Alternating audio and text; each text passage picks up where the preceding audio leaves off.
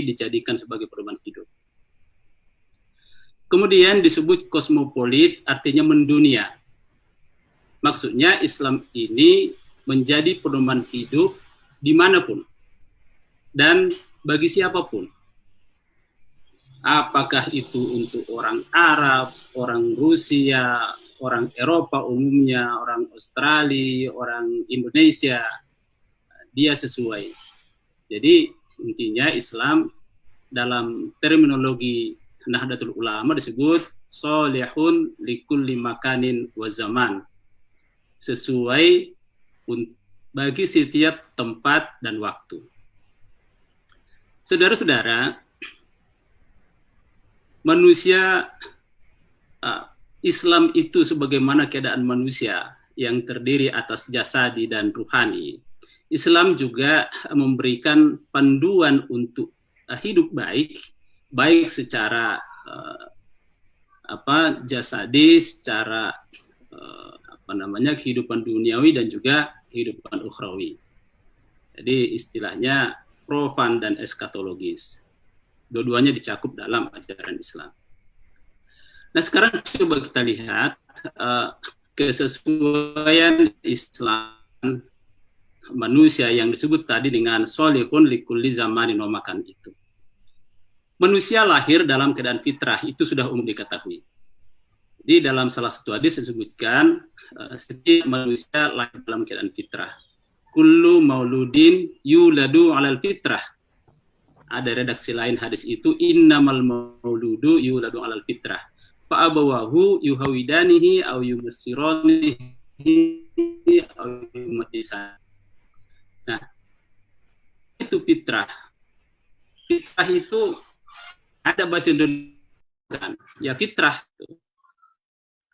Orang mengibaratkan fitrah itu dengan kertas putih.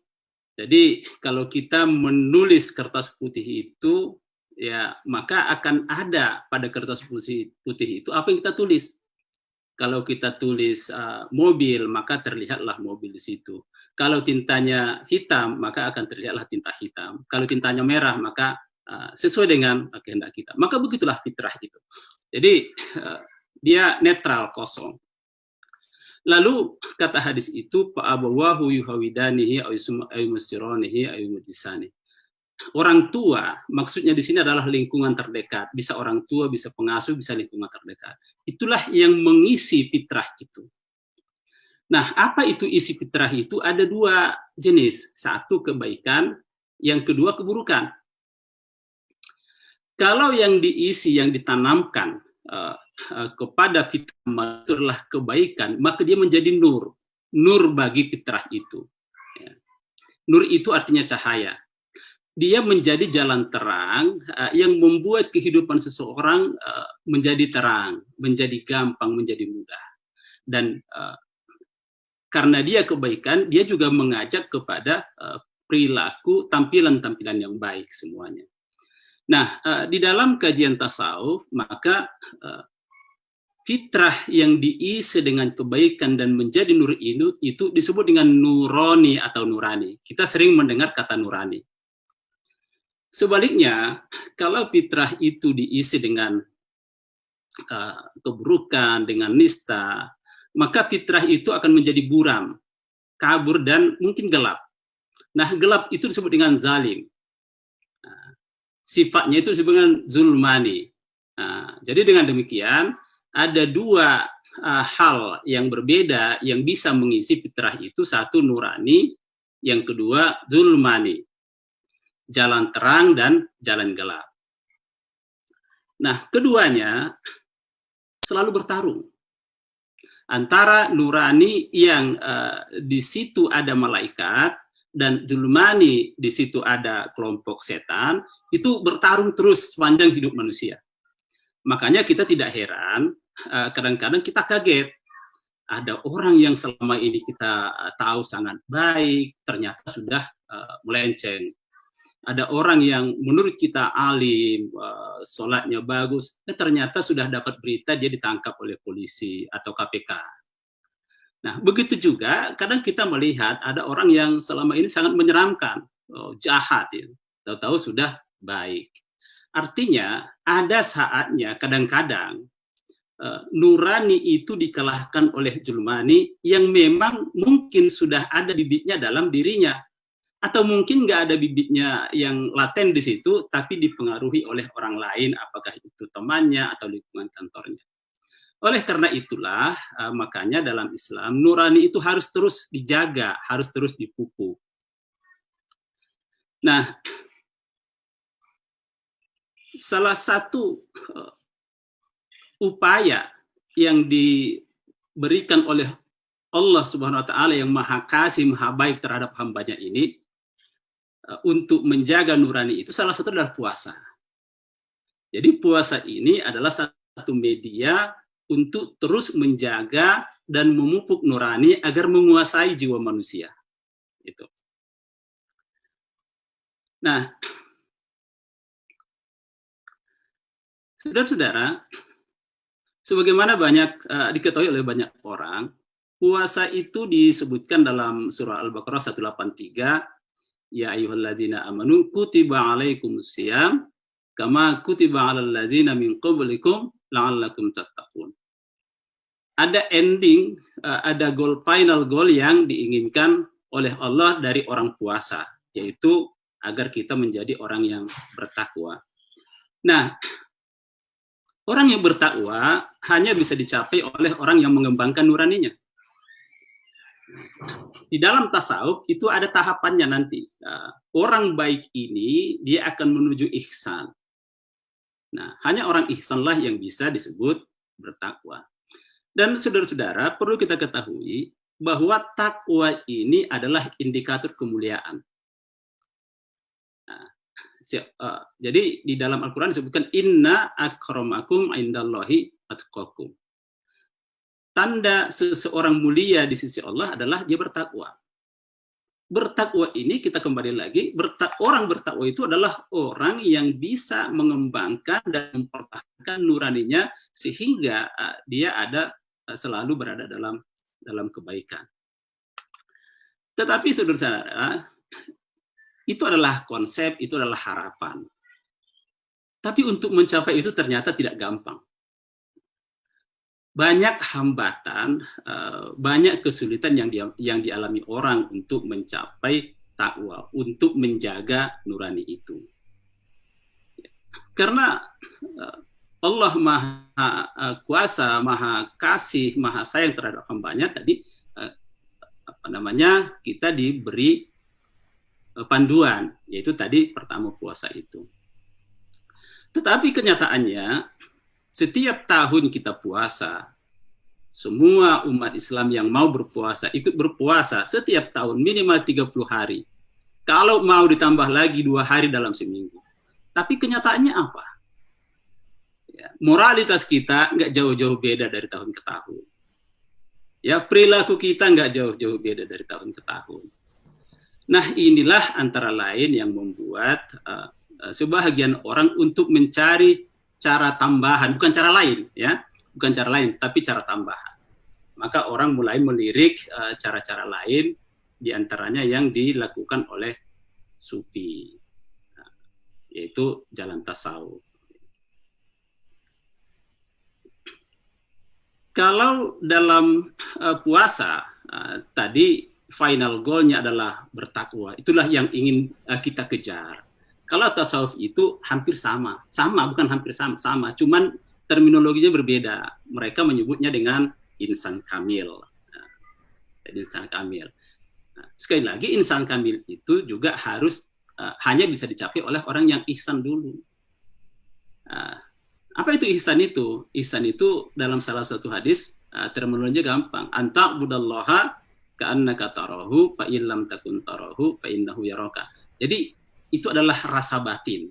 Kalau kamu mengabdi kepada Allah seolah-olah kamu melihatnya. Kalaupun kamu tidak melihatnya, yakinilah bahwa Allah melihatmu. Jadi itu adalah sikap batin. Nah, ihsan itu sekali lagi adalah sikap batin.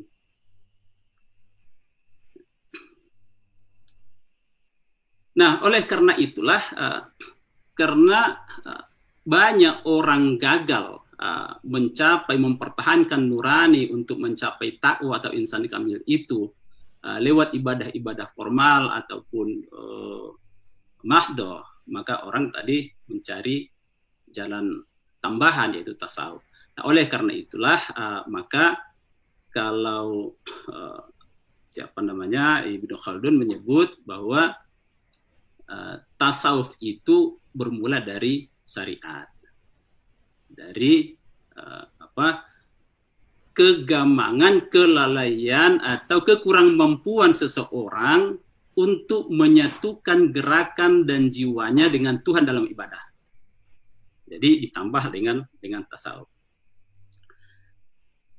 Kemudian tentunya bukan itu saja penyebabnya. Penyebab lain munculnya tasawuf adalah kekecewaan terhadap kehidupan yang berjalan, kehidupan sosial dan kehidupan moral yang sudah menyimpang, baik itu di kalangan rakyat biasa, di kalangan semua lapisan masyarakat termasuk penguasa. Nah, ini sudah mulai terjadi abad pertama dan kedua Hijriah. Ketika ada penguasa-penguasa yang mulai sewenang-wenang, ketika kehidupan pada masa itu kan masa kejayaan Islam, di mana kehidupan makmur, ya maklumlah kita kalau sudah makmur kehidupan, banyak hal-hal yang diinginkan, kan begitu. Ternyata itu tidak semuanya baik, banyak yang menyimpang dari ajaran-ajaran akhlak, dari ajaran-ajaran Al-Quran. Nah, ini membuat beberapa orang yang kemudian bergabung dalam kita sebut dengan tasawuf atau sufi, itu mencoba mencari jalan alternatif untuk menjauhkan diri dari hal-hal seperti itu. Nah, apa inti dari tasawuf? Banyak sih sebenarnya, tapi pada kali ini kita coba lihat dulu salah satunya, itu zuhud. Zuhud itu kalau dalam bahasa modernnya disebut dengan kehidupan asketis. Sederhana, ya. Dalam istilah tasawuf disebut dengan zuhud. Nah, Ibnul Qayyim al-Jauziyah menyebut ada dua inti tasawuf itu, yaitu zuhud dan wara. Apa itu? Nah, Ibnul Qayyim ini mencoba mengutip dari gurunya Ibnu Taimiyah yang sangat terkenal itu, ya. Dia katakan begini. Sami'tu Syekhul Islam Ibnu Taimiyah qaddasallahu yaqul az-zuhdu tarku ma la yanfa'u fil akhirah wal wara'u tarku ma tahaqqu min darurihi fil akhirah. Zuhud itu adalah meninggalkan sesuatu yang tidak bermanfaat bagi akhirat, sedangkan warang itu adalah meninggalkan sesuatu yang dikhawatirkan membahayakan bagi kehidupan akhirat. Jadi apapun yang tidak bermanfaat bagi akhirat, ditinggalkannya, itu namanya zuhud. Kalau dianggap membahayakan akhirat, ditinggalkan, itu namanya wara. Itu. Nah, itu dari mana dapat mereka itu? Mereka mengatakan adalah landasan Qur'aninya. Dalam surah Al-Hadid ayat 23, ayat 22-nya itu bercerita tentang musibah. Ya. Lalu ayat 23-nya itu menyebut likaila tasu ala ma fatakum wala tafrahu bima atakum. Wallahu la yuhibbul mukhtalin. Jadi Tuhan menceritakan pada ayat 22 itu tentang musibah yang menimpa manusia, itu diberikan Tuhan. Nah, pada ayat 23 sebutkan itu supaya apa? Nah, supaya kamu jangan bersedih terhadap apa yang tidak kamu dapatkan, dan supaya kamu jangan terlalu gembira terhadap apa yang diberikan oleh Tuhan kepadamu. Artinya apa? Ada musibah, jangan terlalu sedih, ada rezeki, tidak terlalu gembira. Jadi semuanya bersyukur. Nah, ketika memahami ayat Al-Hadid ayat 23 itu, Imam Al-Junaid itu mengatakan, Zahidu la yafrahu minad dunya bimaujudin wa la ya'sabu minha al-maqun. Zuhud itu katanya adalah tidak menjadi bangga karena memiliki dunia dan tidak menjadi sedih karena kehilangan dunia. Itulah zuhud. Jadi zuhud itu bukan, selama ini kan banyak orang beranggapan bahwa zuhud itu, hidup zuhud berarti miskin. Tidak. Itu hanya sikap batin. banyak sufi yang kaya, banyak sufi yang konglomerat. Bahkan yang sangat terkenal di Indonesia ini yang selalu didoakan setiap hari, Abdul Qadir Jailani, itu konglomerat, orang kaya. Tapi dia zuhud, dia zahid. Artinya dia tidak bangga dengan kekayaannya. Dan dia tidak sedih dengan hilangnya kekayaannya. Kalau ini kita miliki, saya yakin semua orang akan mengakui bahwa kita menjadi orang baik. Ya, karena kita tidak akan sungkan memberi kepada orang yang butuh, gitu ya. Dan kita tidak akan pernah sedih, kita tidak akan pernah marah dengan hilangnya sebagian dari harta kita. Dan di dalam Al-Quran kan itu disebutkan sebagai ujian iman. Ahasiban nasu ayyutraku ayyaqulu amanna wa hum la yuftanun. Gitu ya.